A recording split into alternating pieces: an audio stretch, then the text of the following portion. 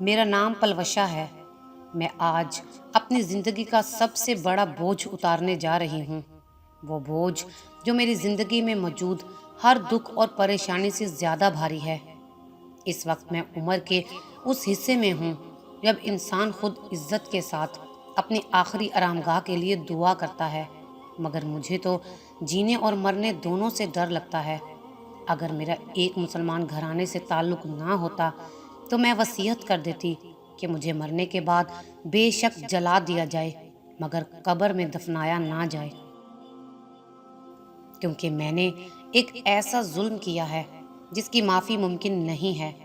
میں نے سرحد کے نہایت امیر گھرانے میں جنم لیا، شکل و صورت میں بے مثال اور انمول تھی۔ میری شادی بھی ایسے خاندان میں ہوئی جو دولت اور عزت میں ہم سے زیادہ تھے۔ اللہ تعالیٰ کی رحمتیں ہی رحمتیں تھیں۔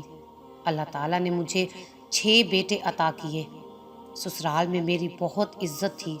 میری ساس مجھے سر آنکھوں پر بٹھاتی تھیں۔ مجھے اپنے بچوں میں رضا سب سے پیارا تھا۔ پڑھائی مکمل ہونے کے بعد میرے شوہر نے کاروبار کے سلسلے میں اسے جرمنی بلا لیا۔ میں رضا کی جدائی سے بہت دکھی تھی، مگر یہ میرے بیٹے کے مستقبل کا سوال تھا۔ اس مرتبہ جب سردیوں میں رضا جرمنی سے آیا تو بہت خوش اور نکھرا نکھرا نظر آیا، مگر کبھی کبھی بے چین اور بولتے بولتے خاموش ہو جاتا تھا۔ عجیب بات یہ تھی، اس مرتبہ باپ کے اصرار کے باوجود جرمنی واپس جانے کے موڈ میں نہیں لگ رہا تھا۔ میں اس دن آنگن میں بیٹھی دھوپ سیک رہی تھی۔ میری خاص خادمہ زرجانہ آئی اور رازدارانہ انداز میں بولی، بیگم صاحبہ، رضا صاحب کا شانوں سے چکر چل رہا ہے۔ یہ بات سنتے ہی مجھے ایسے محسوس ہوا جیسے کسی نے میرے کانوں میں سیسا انڈیل دیا ہو۔ میں نے سوچے سمجھے بغیر اس کے منہ پر تماچا مار دیا۔ کمینی، تیری یہ جرت! مزید بکواس کی تو زبان کاٹ لوں گی۔ میں اسے گالیاں بک رہی تھی۔ وہ خاموشی سے سر جھکائے کھڑی تھی۔ اسے اپنے پاس کھڑا دیکھ کر مجھے مزید غصہ آ گیا۔ بے حیا، تو میرے سامنے سے چلی کیوں نہیں جاتی؟ میرے ان الفاظ کے جواب میں اس نے آہستہ سے کہا، مالکن، یہ سچ ہے۔ اس کی بات پر مجھے دوبارہ جلال آ گیا۔ دل میں آیا کہ اس کے ٹکڑے کر دوں، مگر میں نے اسے جھڑک کر وہاں سے روانہ کر دیا۔ شانوں کا باپ ہمارے گھر ملازم تھا اور شانوں کی ماں بھی ہمارے گھر صفائی وغیرہ کے لیے آتی تھی۔ شانوں ماں باپ کی اکلوتی تھی اور شانوں تھی ہی بہت خوبصورت۔ گندمی رنگت، لمبے بال، بڑی بڑی کالی آنکھیں، گلابی ہونٹ اور گال پر چھوٹا سا سیاہی مائل گوشت کا ابھار، جسے تل نہیں کہا جا سکتا تھا کیونکہ یہ تل سے بڑا تھا، لیکن شانوں کی خوبصورتی میں اضافہ کرتا تھا۔ شانوں کی واحد بدقسمتی یہ تھی کہ وہ ایک غریب ملازم کی بیٹی تھی، اور دوسری خرابی میرے بیٹے رضا کے ذہن میں تھی۔ مجھے اپنے بیٹے کی عقل پر حیرت تھی، جو ایک نوکرانی کی شادی شدہ بیٹی کا دیوانہ ہو گیا تھا۔ شانوں کے ماں باپ نے اس کی آگ لگانے والی خوبصورتی کے ڈر سے اپنے ہی خاندان میں کسی بیمار بوڑھے سے اس کی شادی کر دی تھی۔ مجھے یاد ہے جب وہ شادی کے بعد آئی تھی تو میں نے اس کی ماں سے کہا تھا کہ اس کے لیے تمہیں بیمار بوڑھا ہی ملا تھا۔ جواب میں ماں کی بجائے شانوں نے کہا، مالکن، وہ بہت اچھا ہے، میرا بہت خیال رکھتا ہے۔ میں نے کہا، اچھا، پھر تو ٹھیک ہے۔ اور اب زرجانہ کیا بےہودہ بات کر رہی تھی؟ اس واقعے کو ابھی 1 ہفتہ بھی نہ گزرا تھا کہ ایک دوپہر میرا پیارا بیٹا شانوں کا ہاتھ پکڑے میرے سامنے آ کھڑا ہوا۔ اماں، میں اس کے بنا نہیں رہ سکتا۔ میں نے شانوں سے ہی شادی کرنے کا فیصلہ کیا ہے۔ میں نے اس کے شوہر اس بوڑھے سے بات کر لی ہے۔ بچہ ہونے کے بعد وہ اسے طلاق دے دے گا، پھر یہ عدت کے دن یہیں گزارے گی اور پھر میں اس سے نکاح کر لوں گا۔ آپ اسے اپنے ساتھ رکھیں، کسی اور کو ابھی اس کی خبر نہ ہو۔ میں شادی کے بعد اسے اپنے ساتھ جرمنی لے جاؤں گا۔ اس کے لہجے کا استحکام مجھے حیران کر گیا تھا۔ میں نے شانوں کی طرف دیکھا، وہ بالکل خاموش کھڑی تھی۔ اس گفتگو کے دوران اس نے ایک مرتبہ بھی آنکھیں اوپر نہیں اٹھائی تھیں۔ رضا پیار سے بولا، ماں، کیا آپ میرے لیے اتنا بھی نہیں کریں گی؟ رضا نے بڑی محبت اور امید بھرے لہجے میں سوال کیا۔ اسے میری کیفیت کا اندازہ نہیں تھا۔ میں نے خود کو سنبھالتے ہوئے کہا، کیوں نہیں، تمہارے لیے جان بھی دے سکتی ہوں، تم فکر مت کرو۔ رضا میری بات سن کر گویا کھل اٹھا تھا۔ اس نے جھک کر میرے ہاتھ چومے اور شانوں سے مخاطب ہوا، اب تم ہر وقت اماں کے ساتھ رہنا، یہ تمہارا ایسے خیال رکھیں گی جیسے میرا خیال رکھتی ہیں۔ یہ کہہ کر وہ کمرے سے باہر چلا گیا۔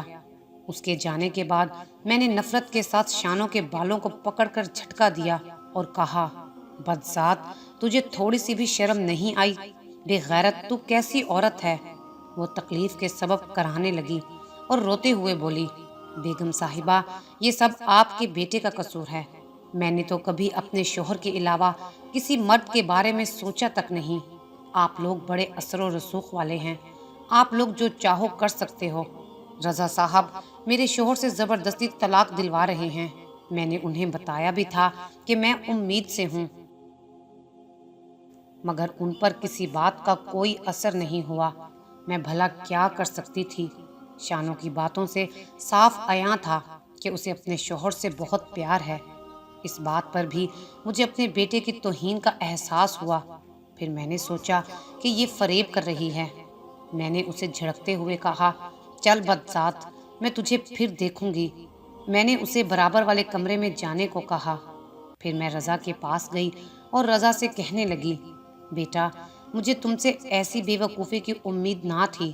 اس وقت میں تمہیں اس 2 ٹکے کی نوکرانی کے سامنے کچھ نہ کہہ سکی تھی، مگر اب اتنا تو سوچو، اگر تمہارے باپ اور بھائیوں کو معلوم ہوگا تو وہ کیا سوچیں گے؟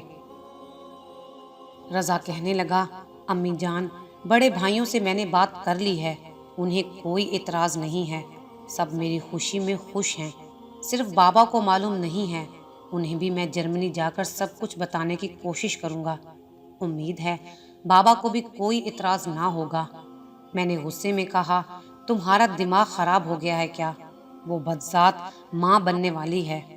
رضا بولا، اماں، مجھے سب پتا ہے، میں بچہ پیدا ہونے کے بعد ہی اس کے ساتھ نکاح کروں گا، یہ کوئی بڑی بات نہیں ہے۔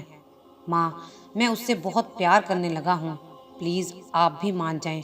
میں نے کہا، تم نے بھائیوں کے سہارے پر اتنا بڑا قدم اٹھایا ہے، اور وہ بد نصیب شانوں تو اپنے شوہر کے لیے آنسو بہا رہی ہے۔ اماں، وہ ٹھیک ہو جائے گی، اس بیچاری نے تو ابھی دیکھا ہی کیا ہے، میں اتنی خوشیاں دوں گا کہ وہ سب کچھ بھلا دے گی۔ رضا میرے دونوں ہاتھوں کو چومتے ہوئے کہنے لگا، میں بالکل بے بس ہوں، میں اس سے بے حد پیار کرتا ہوں۔ اس وقت میں اپنے بیٹے سے ہار گئی تھی اور شانوں کو اپنے ساتھ رکھنے کی حامی بھر لی تھی، اور ویسے بھی رضا کے 5 بھائی اس کے ساتھ تھے۔ کچھ دنوں بعد میرا بیٹا رضا جرمنی چلا گیا اور شانوں میرے ساتھ رہنے لگی۔ میں نے محسوس کیا کہ میرے باقی بیٹے شانوں کا ایسا خیال رکھتے تھے جیسے وہ واقعی ان کی بھابھی ہو۔ میری بہویں بھی اس کا بہت خیال رکھتی تھیں، مگر میں ہر وقت جلتی اور کڑھتی رہتی تھی۔ شانوں کو تکلیف دینے اور اس کی بے عزتی کرنے کا کوئی موقع اپنے ہاتھ سے جانے نہیں دیتی تھی۔ ایک رات میری بہو نے میرے کمرے میں آ کر بتایا کہ شانوں کی طبیعت خراب ہے۔ میں نے نفرت سے کہا تھا، زہر دے دو اسے۔ وہ بولی، اماں، آپ اس سے اس قدر نفرت کیوں کرتی ہیں؟ اس سارے معاملے میں اس بیچاری کا کوئی قصور نہیں ہے، وہ بیچاری ان حالات میں پھنس گئی ہے۔ ویسے بھی رضا ہم سب کو بہت پیارا ہے، اس لیے ہم شانوں کا خیال رکھتے ہیں۔ بہتر یہی ہوگا کہ آپ بھی رضا کی خاطر اسے اپنی بہو تسلیم کر لیں۔ یہ کہہ کر میری بڑی بہو چلی گئی اور میں سوچنے لگی تھی، میں کسی بھی صورت میں اس بدذات کو اپنی بہو تسلیم نہیں کروں گی۔